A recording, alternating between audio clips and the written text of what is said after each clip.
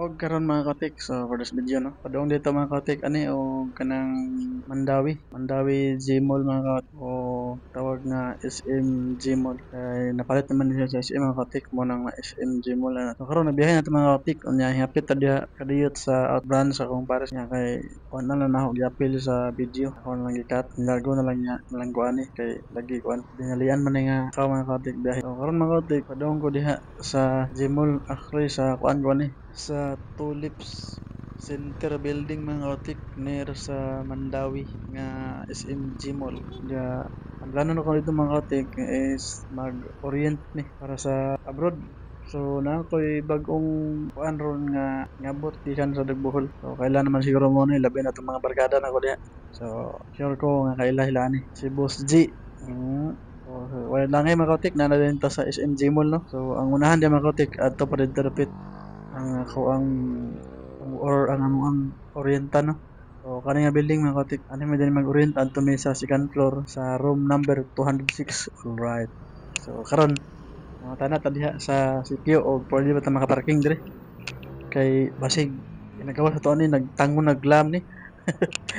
So mo na nga tanat sa sitio di mga kautik naglingi sa diha kasi ato mga tanan kay ang sitio ta masulod gyud. Ako din ipakita ang building kung unsa ni nga building. So kuan ni mga kautik orient ni para sa abroad sa Korea. Diya natanan nila ang hire mga kautik tanan trabaho kung sa gustong trabaho na nila tanan. Nya ang nakanindot kay walay kanang kuan walay bayad ang imong barunon lang ani is ang imuhang gasto sa pag-exam nya reserve sa slot unya kung makapasar ka sa training exam so tagaan ka nila og kontrata o makakuha na ka diha makapilap na ka sa kontrata mga kautik ana pa sila mohatag nimo og kanang requirements kuman ana sa requirements adto na dayon na sa gastuhon so ang gastuhon mga kautik anha ra nimo pero naay good news kay ang good news sa gastuhon nato mga kautik once nga kay kagasto pwede ka mo loan sa ilaha mismo ja ang nakanindot kay 10% lang ang ilahang tubo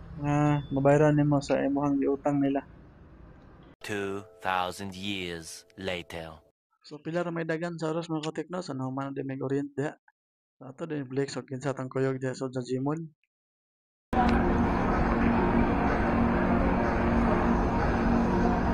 Meow meow meow meow.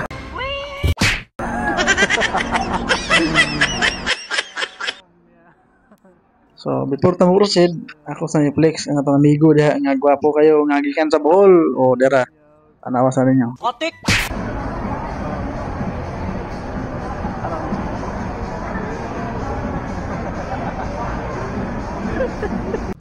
Pagman mga kautik, so nanguli na mi no, nagyahay na mi og lakaw diha. Lagi.